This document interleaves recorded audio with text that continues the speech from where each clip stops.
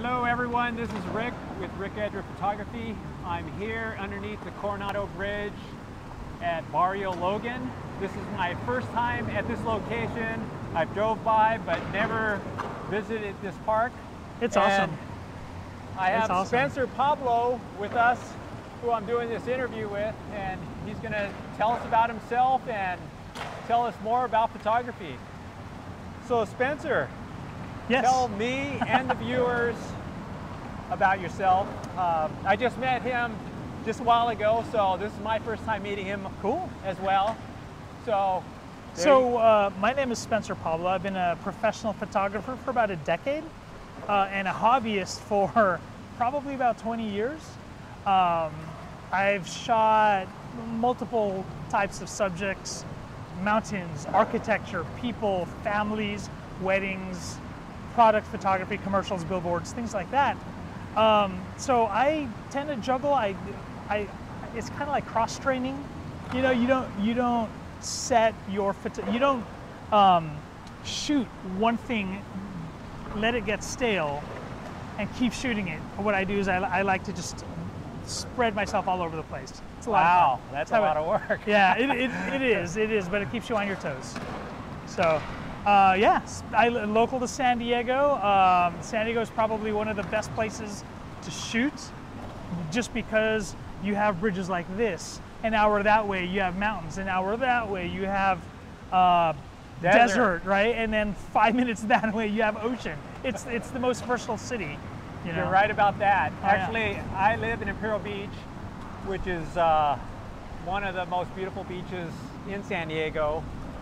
And I get the opportunity to go out there at my leisure on the way home in the morning. Actually, most of my photos that I take with my cell phone, I walk out the door in the morning and I'll take the photo of it straight from my phone, and within a matter of minutes, I can post that photo on Facebook and Instagram right away.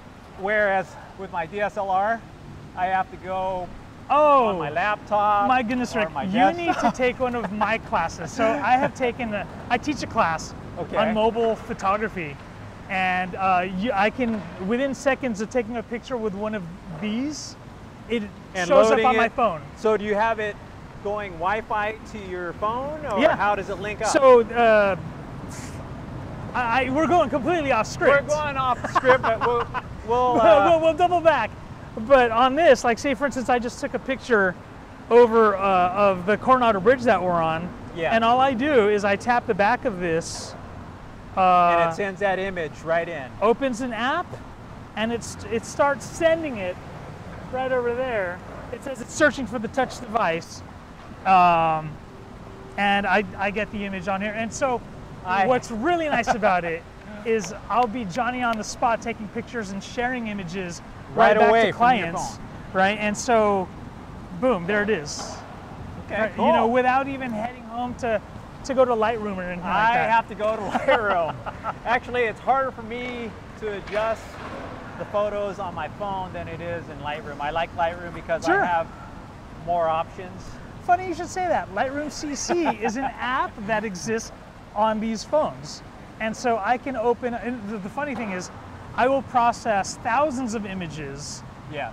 And the minority of those images I process are on my computer. I actually do most of it on Lightroom on my phone. Wow. And once I edit it on my phone, it syncs with the CC. And that means when I go and I color correct and I do all of those things back on my computer, that's, you know, they'll sync up all the changes that I've done on my phone. Oh, it's great. You're waiting in line for your food at McDonald's. Meanwhile, you're culling wedding images. You're productive everywhere. Wow. So anyway, that was an aside. I apologize for that. So we'll get into more detail about that in another interview. Oh yeah. But that's it. That's good to know. Yeah, absolutely. So what do you actually do with Sony? So a lot of the images, we take the cameras that Sony makes, and we take them to fun places. Iceland, we take them to... Oh, I'd love to go to Iceland. So that's on my bucket list. Oh my gosh. So, you know, we go to these wonderful places, we learn the capabilities of the camera. Sometimes before they're released, we'll provide feedback. So how many group of people work with you doing the same thing, or Well, are you the main person? No. I probably like the. Oh man, you have some high names up there.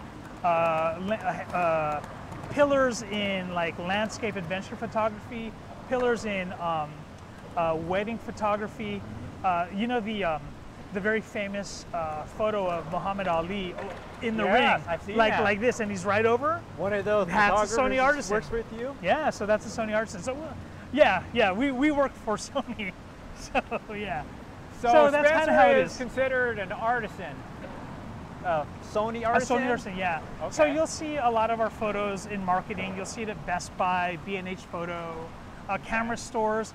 I remember we went to Washington, D.C., and if you've ever been to Washington, D.C., they have a national mall. It's called the National Mall, but it's a national park. And there's this huge pond over there, and I had my daughter sit there, and she has her own camera. She's taking a picture. I take a picture of her.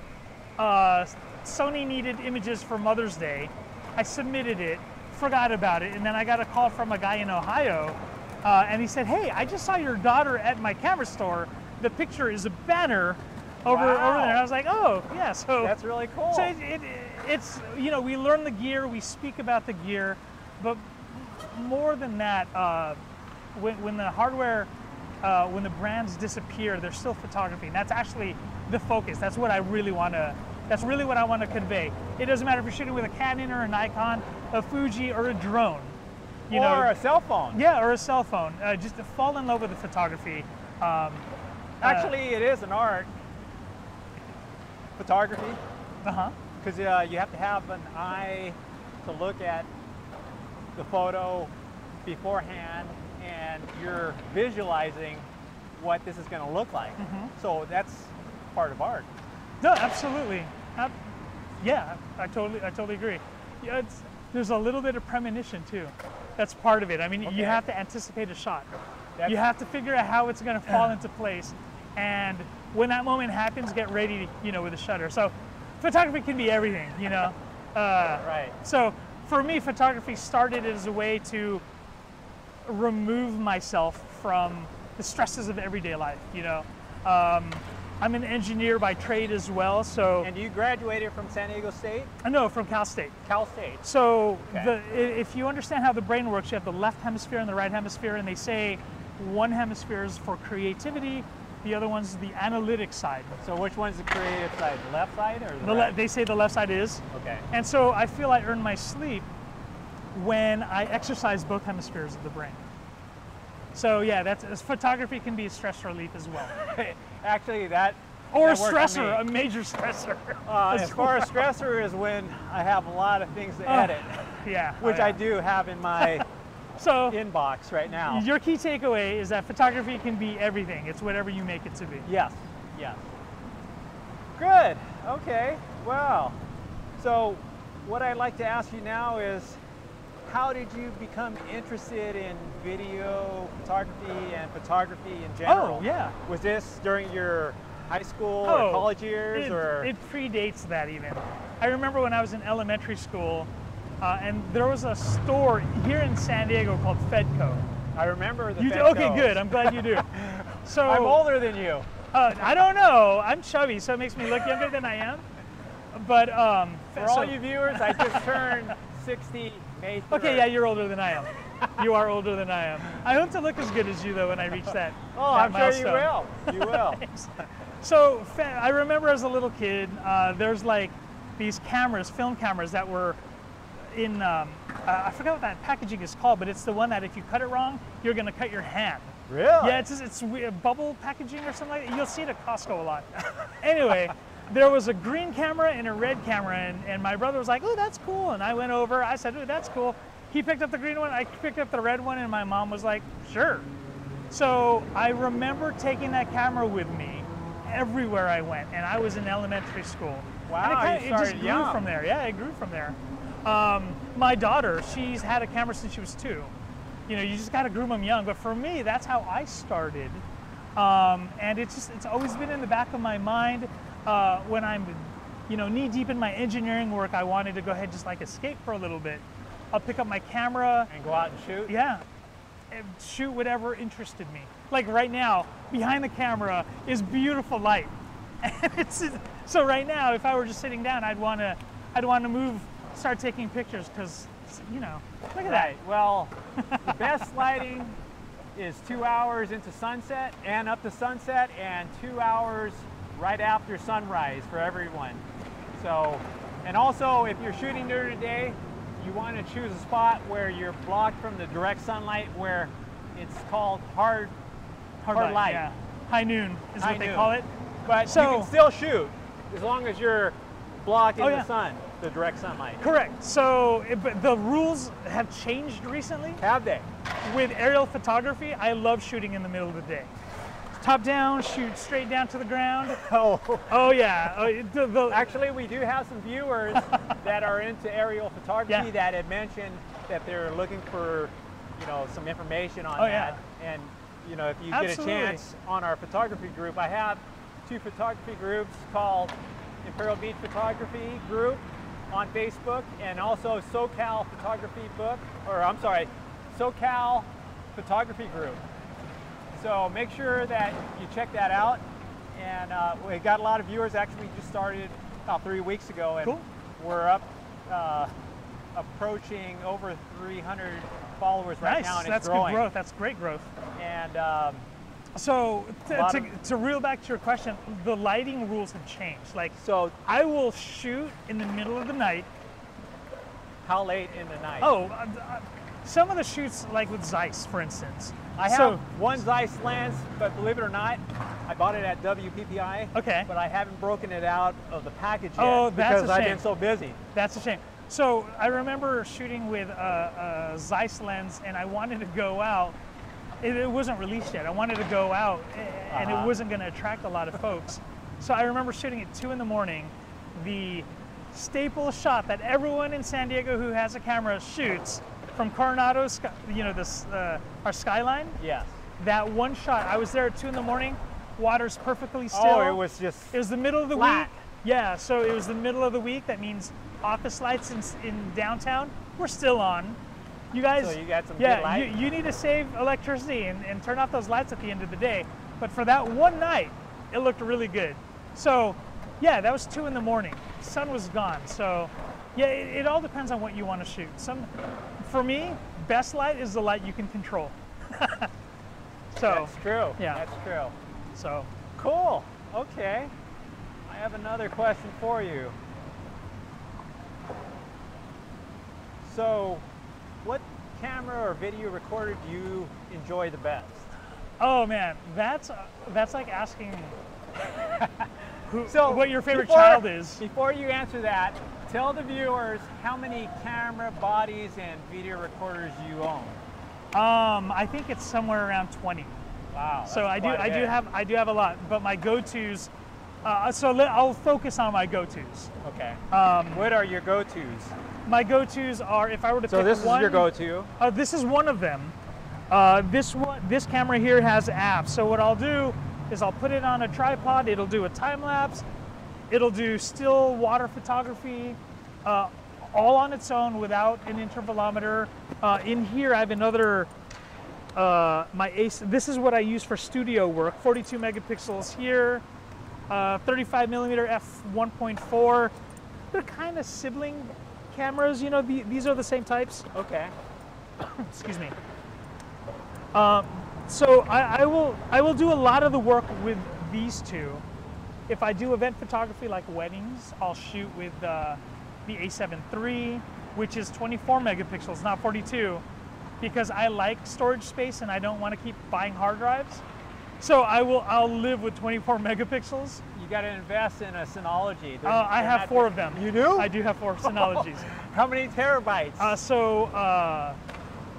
One of them is an 8-bay Synology full of 6 terabytes, and then I have 2 of those, and then I have another one which is a 4-bay plus a 5-bay expansion, and that's 8 terabytes across the entire thing. Okay. Yeah, Synologies are wonderful. I have one that I have 24 terabytes, expandable up to 132. Okay. I haven't used that yet, but I do like the smaller ones for being mobile and going back and forth Oh, to yeah. location, because it's easier to carry around than a Synology, because my Synology is about 2 feet Sure. by a foot tall. Oh, I can talk your ear off about backups. We're gonna have to talk about I can that talk in your another and yeah, I'm interview. actually, yeah, absolutely.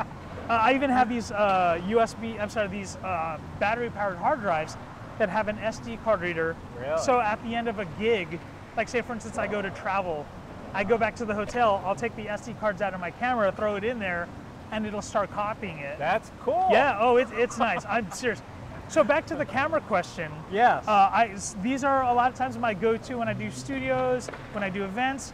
But so far in this year, a good percentage of my work has been drone photography. Well, we have a lot of viewers, like I had mentioned, that are interested in that. And actually, I was looking into buying the new Mavic 2 Pro. 2 Pro, which has a Hasselblad camera in That's it. the one in my car right now. Wow. Yeah, I would love to have one of those, Yeah. but I have right a now, Phantom. My daughter has a Spark. And my wife has a Mavic Pro. wow. So Yeah, everyone in your family owns It's one. a family thing. It's a family thing.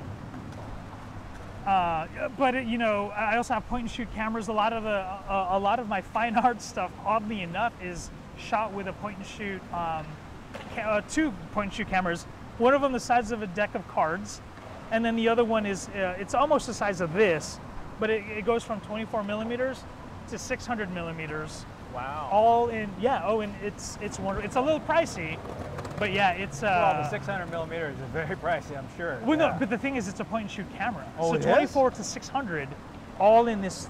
In yeah, that point that's the one. It's the RX10, and it's again that camera's also in the car. That's the one that if I had to pick one camera to take with me around the world, it would be that that would one. be that one. That one, and then my drone. Yeah, and I'd be set. So is this area FCC compliant? No, we for cannot the fly drones, because or- we're within 5 miles of the San Diego airport. Oh, okay.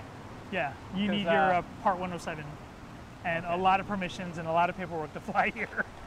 And a lot of money for Yeah. the city. Yeah. So if you want aerial photography within 5 miles and you don't want to go through all that stuff, you better get a camera and a really long selfie stick, right? And then kind of point it down. So cool. So out of all those cameras, which one's your favorite? yeah, again, you can't ask me that question because it's like, who's your favorite child? You know, if I love drone photography. It's a different perspective than what most are used to. So it's kind of cool getting a different angle. So of my drones, the Mavic 2 Pro is my favorite. Well, that's the newest one that was just released. Was it earlier this year? Yeah, or I want to late last year? maybe January, February, I think. Is So when it was you picked released. it up right when they released it? I had to. I'm a tech guy. I'm addicted to technology, so I had to pick it up. So and then what else? That one camera, that point and shoot camera that goes from 24 to 600. Yes. That's my favorite point and shoot in the Wow. entire world. If I have underwater gigs, yes, there is such a thing as underwater gigs. You do underwater photography yes, too? I have a. Wow. What? So tell me what Yeah. you don't do with photography. It sounds like you do it all. Yeah, I don't know. You got to try everything, you know. So Okay. a lot of fun. So you've told me that you've been to Iceland, you've been all over the United States, you've probably been to Hawaii. What is your favorite location for photo shooting? Oh, so my Have you favorite. been to Fiji? I haven't. I've been there. I was there I last haven't. September. I have been to Japan, but never Fiji. Yeah, go ahead.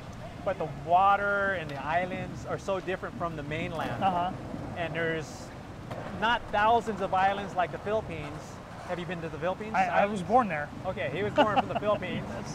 I've seen photos from the Philippines, and there's a lot of gorgeous beaches out there. I've never been there. But Oh yeah. my trip to Fiji was incredible. The sunrises, the sunsets were just amazing. I would get out there before the sun rises just to capture all this, and I captured Oh my gosh. phenomenal shots. Wow. It sounds beautiful. I want to go there. I was so close to going there, but priorities, you know what I mean? Yeah, yeah. So your question was, What's your where's my favorite favorite location? place? If I want to reset, if I just want to clear my mind, you will find me somewhere in Maine. I will be in Acadia National Park, enjoying a lobster of some sort, away from a cell signal, and I'll be taking pictures of a lighthouse or whatever. Yeah. So that, also the sand dunes that are within two hours of San Diego. I love that place too. Very close. I've never been out there to photo You won't shoot. find me there in the summer though, because I don't. I sweat. It's too hot. So, do you have anyone in your lifetime? I know you started young in photography, but do you have anyone that has inspired you photographically out of any of the other photographers? You know what? That's such a I can't place my finger on someone who said, hey, why don't you come and take pictures or something. No one ever really did that for me. I found inspiration not in people, but in things like great light, beautiful, like I'm in love with lines, and we're surrounded by lines here. Well, the lines in here really amazed me when I put my the eye leading lines, on just here. like, and I'm a type A personality, so I need everything to kind of be completely straight. Yes. I have been told that my photography style is very similar to how Wes Anderson, if you know who Wes Anderson is. No, I'm not familiar with So Wes Anderson. he's done movies like The Isle of Dogs is one thing that comes to mind, Okay. where everything very straight lines, very stylized, subject kind of centered. You know, it's not. He doesn't really follow the rule of thirds so much. So I invite everyone to educate themselves on who Wes Anderson is. His work is amazing. So once someone told me that, I started watching his stuff and I was like, oh yeah, that is it. So later in my photography life, I love his stuff and I follow it. But inspiration for me didn't come from a person. That's not what ignited my love for photography. So it's this.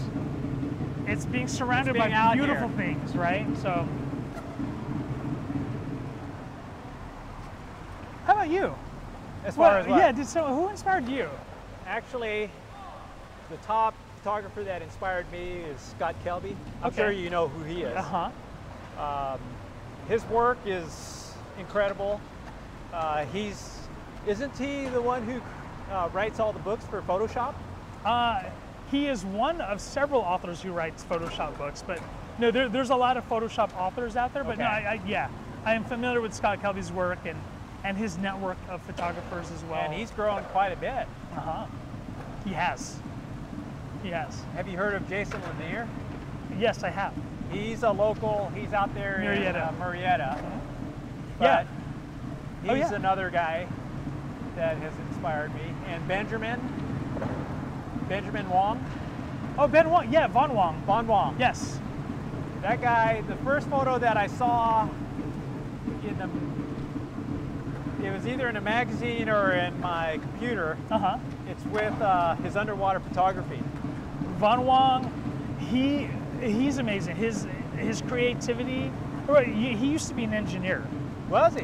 He used to be an engineer. So I see a lot of similarities. That work, as right? far as I mentioned earlier the analytic side of the brain and then the creative side of the brain. Right. Well, a lot of times there's kind of a symbiotic relationship between the two, and you'll see that in like I said, I love lines, but they need to be straight. Right. Type A.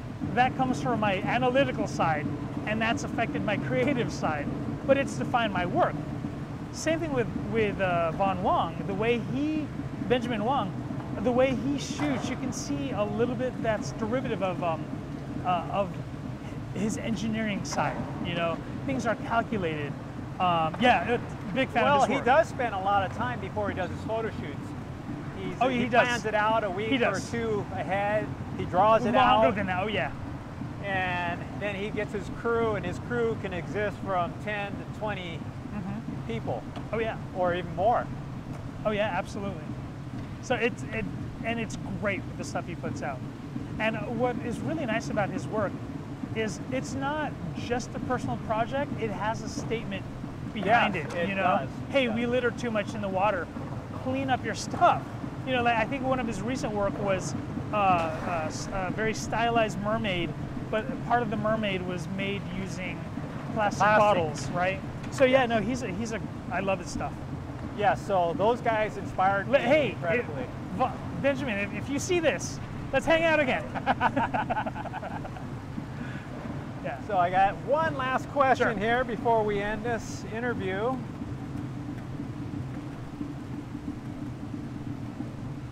So, out of all the things that you've learned from college, your experience with photography, shooting every day, trying out the different cameras, what can you tell me and the viewers the most important things about photography? Oh, yeah. What I want to do is I want to speak to not letting photography run you. Find photography, always be inspired by it, have fun, and if it starts losing its polish, try something else. If you want to stay within photography, which is one of the reasons I said earlier at the beginning, it's like kismet that we're actually circling back to how I started. But I cross-trained because if I kept doing portraits all the time, I'd get tired of it. Right. If I kept doing senior pictures all the time, I'd get tired of it. If I kept doing street photography, I'd get tired of it. But what's really cool is when I cross-train, I see how they interact with each other. Like I'll now do senior pictures with a street photography angle to it. And so it helps. It makes it different. And Yeah. actually, all you viewers, as a photographer, you don't want to blend in with the group. No. The best way to do it is to stand out and do something different, like he's just talking about right now. A fusion of something. Be yourself. Be yourself. Have fun. Don't let photography kill you. And it's not about the gear. It's about your eyes. So learn the art, but follow a photographer you like is really one of my big recommendations. Is if you find yourself liking a particular look, follow them. Look at how they do it. If you like wedding photographers, go ahead and go, hey, and God, man, if they're local, hey, I would love to hold your lights or something like that. I'd love to volunteer. To see if that ignites something. Right. But make it your own. Don't emulate someone. Be yourself. So that's a good point. So listen from the pro. He's got more experience than I have. He started as a young child buying his first camera from Fedco. For myself, I started back in 1997 when I was selling items in eBay, and I had to photo shoot a bunch of items that I had to sell. I didn't have any pictures to show, so I broke out a camera. Actually, my first camera was an Olympus. It was a point and shoot, and that's what I was using. Sure. And it worked. But got the job done. Got the job done. Yeah. Remember, guys, it's not about the hardware. No, it isn't about the hardware. It's not about the brands. You got to learn. You got to learn your skill. And then and the key is you got to learn everything from your camera, your cell phone, or the camera that you're using. Learn as much as you can about that, and also the editing is key, because without the editing, you have some good shots that come straight out of here, but sometimes they're not perfect, but the pose might be great, so you gotta fix it. So I suggest you possibly picking up Photoshop and Lightroom together if you're highly interested in getting some fantastic shots that will pop and look good. Yeah.